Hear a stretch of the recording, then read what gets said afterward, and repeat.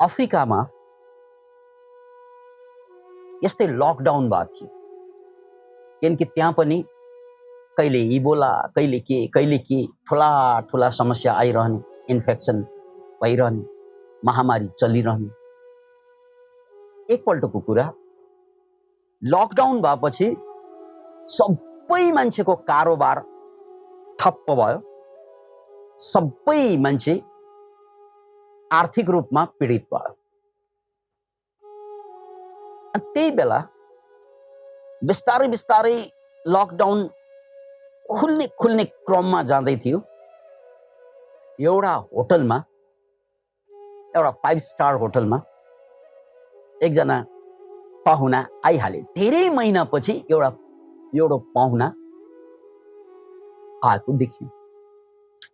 सबै खुसी भए, किनकि महिनौदेखि खाली परेका रुमहरू अब एउटा पाहुना आएर बसेको छ। कति चार्ज हो रुमको? 10,000 उनीहरूको पैसा एक रात। काउन्टरमा त्यो पाहुनाले 10,000 रुपियाँ उनीहरूको पैसा तिर्छ र त्यसपछि कोठाभित्र छिर्छ।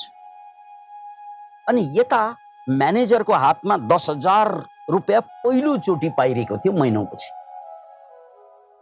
ऋण धेरै तिर्नु परिसक्यो, किनकि ऋणैमा चलिरहेको थियो लकडाउनको कारण। त्यसैले त्यो पैसो लिएर 10,000 लिएर उनी दुधवाला कहाँ कुद्छन्, किनकि दुधलाई पैसा नदिएको धेरै भइसक्यो र पैसा दिएन भने दुध बन्द छ। त्यसकारण 10,000 रुपियाँ हस्याङ फस्याङ गर्दै तिरेर रिलिफ फिलिङ गरे। आहो, धेरै दिन भयो दुध पनि नआएको, काचकाच कचकच सुन्नु परेको। अनि पैसो हातमा कसको पर्यो? त्यो दुध बेच्ने मान्छेको। दुध बेच्ने मान्छे पनि पीडित थियो। 10,000 हातमा परेपछि राहतको महसुस भयो र उसले विचार गर्छ, मैले तिर्नुपर्ने कहाँ त भन्नाले परालवालालाई, किनकि त्यहाँबाट पराल ल्याउँदै गाईलाई खुवाउँदै दुध बनाउने हो। त्यो पनि नतिरेको धेरै भयो। त्यसकारण परालवालालाई तिरेन भने उसले पराल दिँदैन, नदिएपछि दुध आउँदैन। काम थप कुद्छ त्यो मान्छे पनि। अनि पैसा तिर्छ, परालवालालाई पैसा तिरेपछि परालवालाले फेरि सोध्छ, धेरै महिना भयो कारोबार थप्प भएको, मललाई पैसा तिर्नु थियो के उसले, किनकि पराल उमार्नलाई त मल चाहियो नि, धान उमार्नलाई।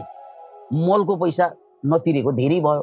मलवालालाई पैसा तिर्न जान्छ उसले र मलवाला पनि रिलिफ फिलिङ गर्छ। धेरै पछि 10,000 रुपियाँ हातमा पर्यो। अनि त्यो मलवाला पनि धेरै महिनादेखि होटलमा खाइरहेको थियो। त्यो पैसा 10,000 रुपियाँ तिर्न बाँकी थियो। त्यसकारण ऊ 10,000 रुपियाँ तिर्न होटलमा छिर्छ र 10,000 रुपियाँ त्यो होटललाई बुझाउँछ। अनि रिलिफ फिलिङ गर्छ। धेरै भयो पैसा नतिरेको।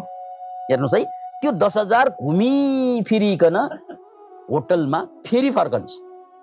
होटलवाला अब दङ्ग हुन्छ, 10,000 मैले ऋण तिरेर पनि फेरि आएँ नि। त्यत्तिकैमा अघिको पाहुना जो रुमभित्र पसेको थियो फर्कन्छ र भन्छ, सर मलाई हजुरको रुम मन परेन, मेरो पैसा फिर्ता दिनु।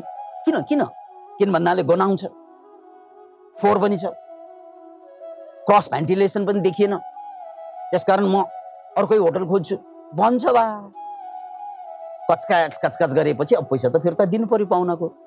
पैसो फिर्ता दिन्छ, जसको पैसा हो उसको पैसा 10,000 लिएर त्यो पाहुना फर्कन्छ। अब पैसा कसैसँग छैन, तर काम सबैको सल्टिसकेको छ। याद राख्नुहोस् यो कुरा, पैसा कसैको हातमा छैन, तर सबै मान्छेको काम सल्टिसकेको छ। त्यसकारण काम सल्टाउनलाई पैसा चाहिँदैन क्या मित्र। याद राख्नुहोस् यो कुरा, काम सल्टाउनलाई पैसा चाहिँदैन मित्र। म फेरि पनि भन्छु, हे पैसाका प्यासीहरू, हे पैसाबाट पीडित भएका मान्छेहरू, हे पैसा न बाप बडा न मैया, सबसे बडा रुपैयाँ भनेर ब्रेन वास गरिएका मान्छेहरू, You don't need money, yeah. Then what I need? You need action. तपाईलाई पैसा चाहिने होइन क्या, तपाईलाई एक्सन चाहिने हो। किनकि यो कथाभित्र पैसोले काम एक्सनको काम गरेको होइन। त्यसकारण पैसोलाई करेन्सी भन्नुको कारण त्यो हो। करेन्सी शब्द करेन्ट शब्दबाट आएको। करेन्टको मतलब के हो? Flow, right? करेन्टको मतलब के हो? बहाव। जब बग्छ त्यसलाई करेन्ट, नदीको करेन्ट भन्छ नि, बहाव, पानीको बहावलाई करेन्ट अफ वाटर, राइट? त्यो बहावलाई जब बग्छ त्यो करेन्ट बन्छ, राइट? अनि पैसालाई करेन्सी किन भनेको त भने त्यो बग्यो भने मात्रै त्यसले सबैको काम सल्टाउँछ। एउटा बैंकमा थुप्रियो या घरको कुनै पनि कोठाभित्र पैसा थुप्रियो भने न तपाईको काम बन्छ न अरूको काम बन्छ, कसैको कामै बन्दैन। त्यसकारण पैसा आफैले काम गर्ने होइन क्या, पैसालाई चलाएपछि काम बन्छ। एउटा गजबको उदाहरण के छ? तपाईसँग 1000 रुपैयाँको नोट छ, खर्च गरेन भने त्यो 1000 त कागज हो, अरू के हो? खर्च गरिएन भने त्यो कागज मात्र हो। तर खर्च गर्न साथ त्यसले 1000 रुपैयाँको सामान आउँछ तपाईको हातमा। 1000 तबसम्म नोट कागज हुन्छ जबसम्म त्यसलाई खर्च गरिँदैन। याद राख्नुहोस्, तबसम्म नोट कागजको कागजै हुन्छ जबसम्म त्यसलाई खर्च गरिँदैन। जब त्यसलाई खर्च गरिन्छ बल्ल 1000 को सामान आउँछ अनि बल्ल नोट हुन्छ।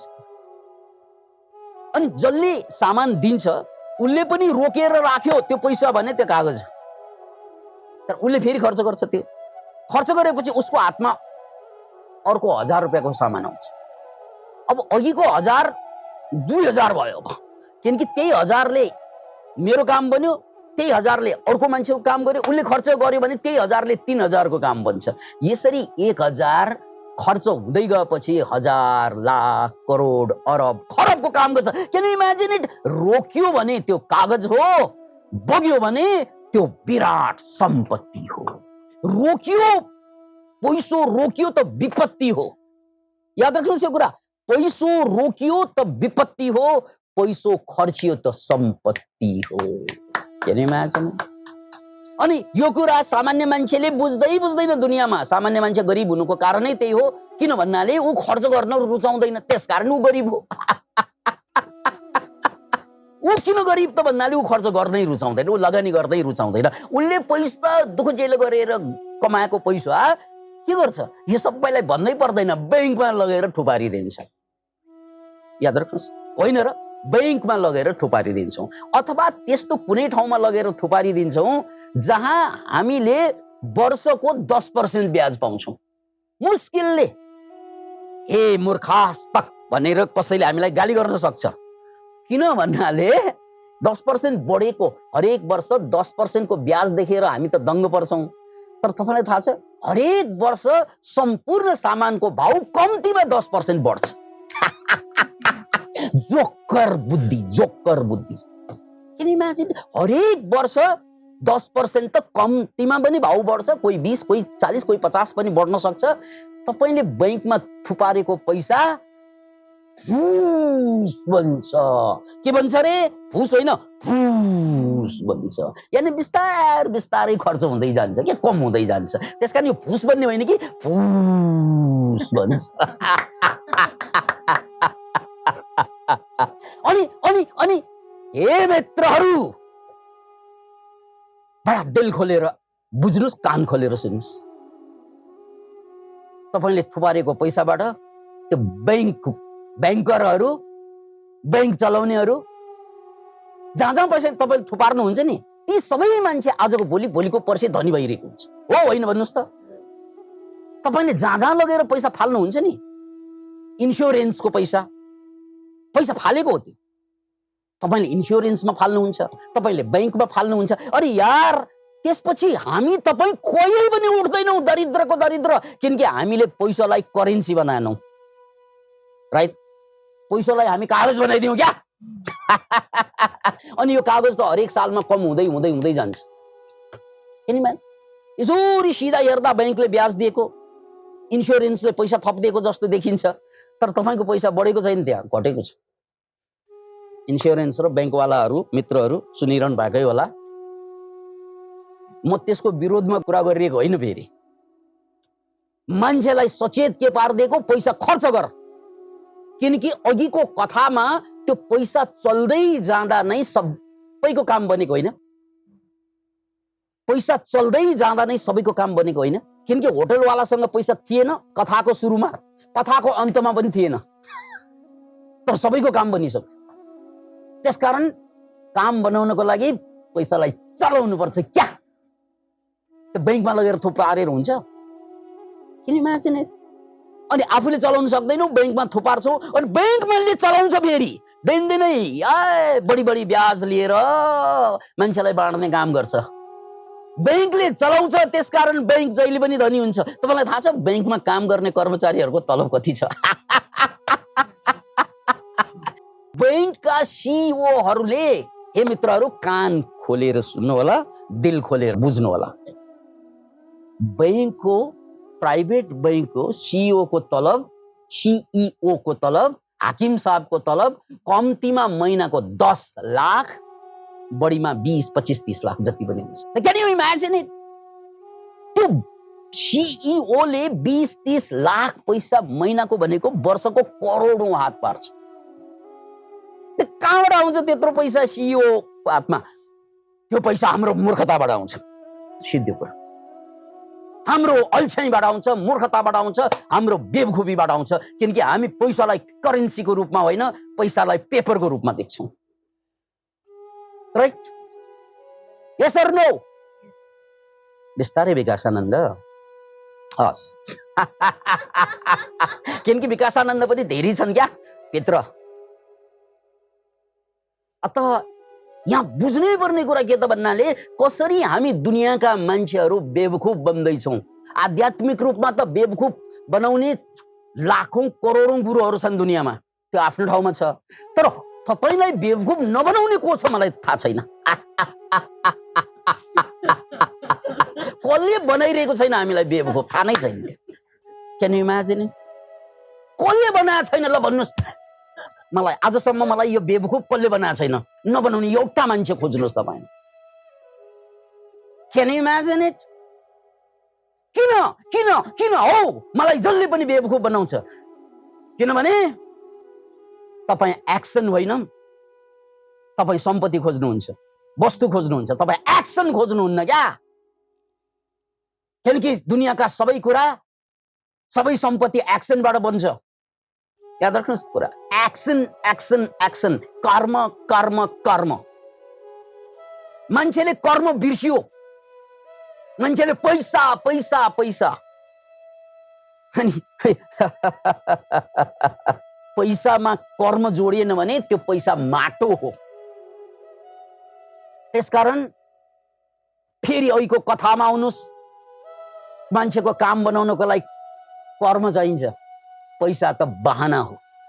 रोक्यो भने कर्म पनि रोकिन्छ। पैसा रोक्यो कर्म रोक्यो, अनि कर्म रोक्यो गरिबी थपियो। पैसा रोके कर्म रोकिन्छ, कर्म रोके गरिबी थपिन्छ, गरिबी थपिन्छ, गरिबी थपिन्छ। Can you imagine it? अनि हामी यस्तो समाजमा हुर्किरहेका छौँ जहाँ हाम्रा अगुवाहरूले नै हामीलाई भ्रममा पारिरहेको हुन्छ। चाहे धर्मको नाउँमा होस्, राजनीतिको नाउँमा होस्, व्यापारको नाउँमा होस्, हाम्रा अगुवा जसलाई हामी नमस्कार गर्नुपर्छ नि, उनीहरूले नै हामीलाई भ्रममा पारिरहेको अवस्था हुन्छ र हामी आँखा चिम्लेर हिँडिरहेका हुन्छ। Can you imagine it? एउटा खलिल जिब्रानको कथाबाट टुङ्गो लगाउन खोज्छु। खलिल जिब्रान, उनले एउटा अद्भुत कथा लेखेका छन्। थुप्रै कथा उनका अद्भुत छन्, मध्ये एउटा कुकुरहरूको संगठन थियो। संगठनमा लिडर हुन्छ, कुकुरको लिडर। किनकि हामीलाई सबैले हेप्छ, सबैले हेर्नु त, सबैले भिखमङ्गाहरूको पनि अचेल चाहिँ संगठन बन्न थालेको छ। ड्राइभरहरूको संगठन हुन्छ, हो, घर भाडा तिर्नेहरूको संगठन हुन्छ, सबैको हुन्छ भने हाम्रो पनि बनाउन। किनकि हामीलाई सबैले हेप्छ। अझ गाली गर्दाखेरि हाम्रै नाम लिन्छ। हामीले केही गल्ती नगर्दा पनि परिवारलाई गाली गर्दा कुकुर भनिरहेको हुन्छ। हामीले के गरेका छौँ र त्यस्तो फुक्ने बा। त्यसकारण हे कुकुर साथीहरू हो, हाम्रो पनि संगठन बन्नुपर्छ। हो हो हो मा हो, हो मा हो लगायो। अनि संगठन बनाएर के गर्ने भन्नाले यसको उद्देश्य के त भन्नाले हामीले अब फुक्नु हुँदैन। हेर्नु है लिडरको कुरा, फुक्नु चाहिँ हुँदैन, किनकि फुक्यो भने हामी सामान्य कुकुर बन्छौँ, किनकि सबै कुकुरले फुक्छन्। त्यसकारण चाहिँ हामीले फुकाइमाथि कन्ट्रोल गर्नुपर्छ। अनि त्यसपछि फुकाइमाथि कन्ट्रोल गर्ने उसलाई लिडर त बनाइयो, माइन्युटिङ पास गरेर, राइट, अध्यक्ष बनाइयो। अब गजबको त्यो कुकुर नफुक्ने, फेरि नफुक्ने, किनकि कन्ट्रोलमा थियो। अनि अरू कुकुर त मर्रे नि आफूलाई कन्ट्रोल गर्न नसक्ने। अनि उनी सबैलाई के लाग्यो, हो बा हामी त कमजोर रहेछौँ, हाम्रो लिडर महान। अनि त्यो लिडरलाई सबैले खानासाना खोजेर ल्याइदिनु पर्यो। किन भन्नाले यसको उपदेश सुन्नुपर्छ क्या। अनि उपदेश के त भन्नाले फुक्नु हुँदैन, किनकि फुकेपछि कमजोर हुन्छ, हाम्रो एनर्जी जान्छ। ओहो हामीले त नसक्ने रहेछ। हामी मध्येको भगवान हो हाम्रो यो लिडर। जसरी गुरुहरूलाई भगवान भन्छन् नि,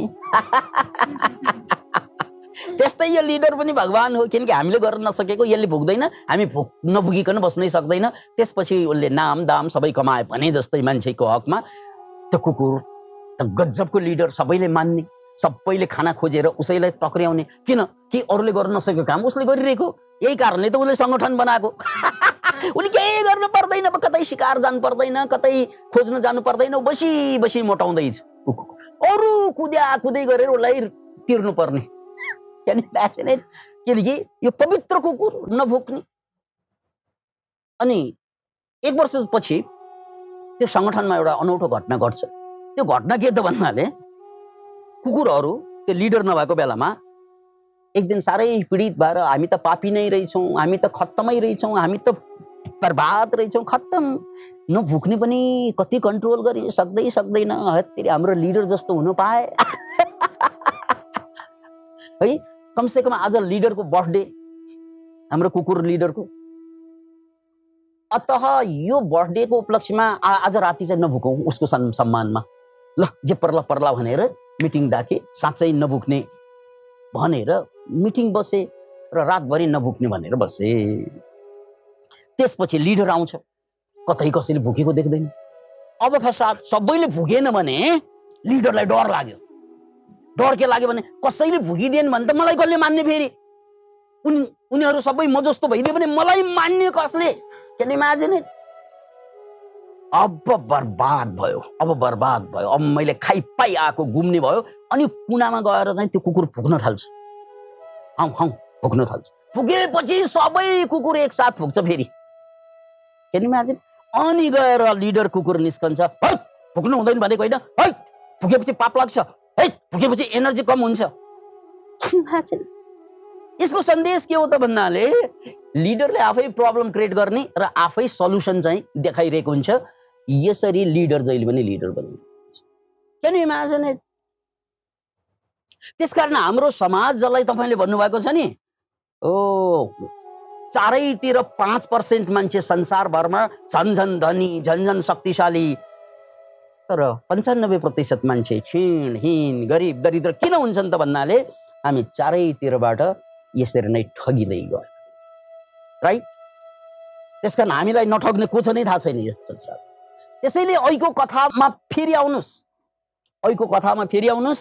तपाईलाई चाहिने कुरा भनेको all you need in your life is action। के रे? एक्सन। तर कस्तो एक्सन? Creative action. कस्तो एक्सन? कम्प्यासनेट एक्सन। अनि कस्तो एक्सन?